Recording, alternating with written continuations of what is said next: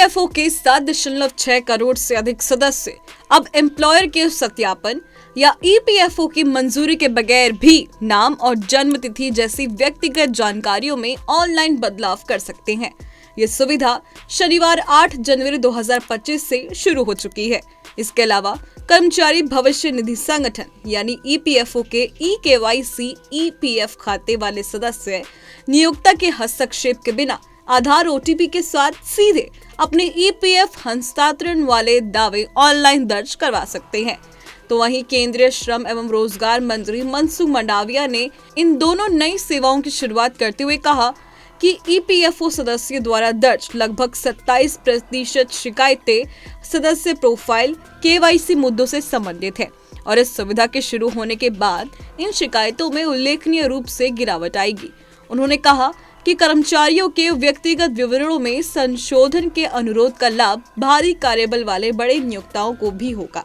तो वहीं श्रम मंत्री ने ये भी कहा कि ईपीएफओ ने ईपीएफओ पोर्टल पर संयुक्त घोषणा की प्रक्रिया को सरल बना दिया है। इससे कर्मचारियों को नाम, जन्म तिथि, लिंग, राष्ट्रीयता, पिता और माता का नाम, वैवाहिक स्थिति, पति पत्नी का नाम, कामकाजी संगठन से जुड़ने और छोड़ने की तिथि जैसी व्यक्तिगत जानकारी में होने वाली आम त्रुटियों को खुद से ही सुधारने की सुविधा मिल गई है।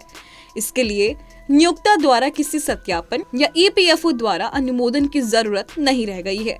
ऐसे मामले में किसी सहयोगी दस्तावेज की भी जरूरत नहीं होगी। बता दें, ये सुविधा उन सदस्यों के लिए उपलब्ध होगी जिनका यूएएन यानी कि यूनिवर्सल अकाउंट नंबर 1 अक्टूबर 2017 यानी कि जब आधार मिलने से मिलान अनिवार्य हो गया था उसके बाद जारी किया गया था। यूएएन 1 अक्टूबर 2017 से पहले जारी होने की स्थिति में नियोक्ता ईपीएफओ की मंजूरी के बिना भी विवरण को सही कर सकता है। ऐसे मामलों के लिए सहयोगी दस्तावेज की जरूरत को भी सरल बना दिया गया है।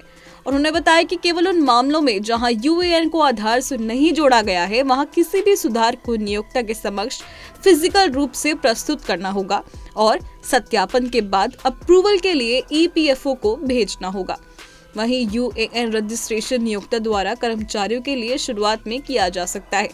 कई कर्मचारियों के लिए पंजीकरण प्रक्रिया के दौरान या बाद में पिता या पत्नी का नाम, वैवाहिक स्थिति, राष्ट्रीयता और सेवा विवरण दर्ज करने में नियोक्ताओं द्वारा गलती की गई। इन त्रुटियों को ठीक करने के लिए कर्मचारियों को सहायक दस्तावेज के साथ ऑनलाइन अनुरोध करना पड़ता था। इस अनुरोध को नियोक्ता द्वारा स्थापित करना होता था और उसे अनुमोदन के लिए ईपीएफओ को भी भेजा जाता था।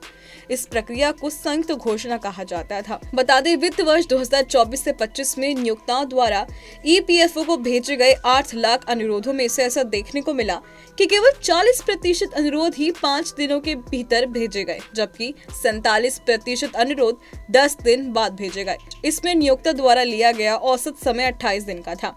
इस सरलीकरण से 45% मामलों में कर्मचारी आधार ओटीपी सत्यापन के जरिए निजी सूचनाओं में तत्काल सुधार कर सकेंगे।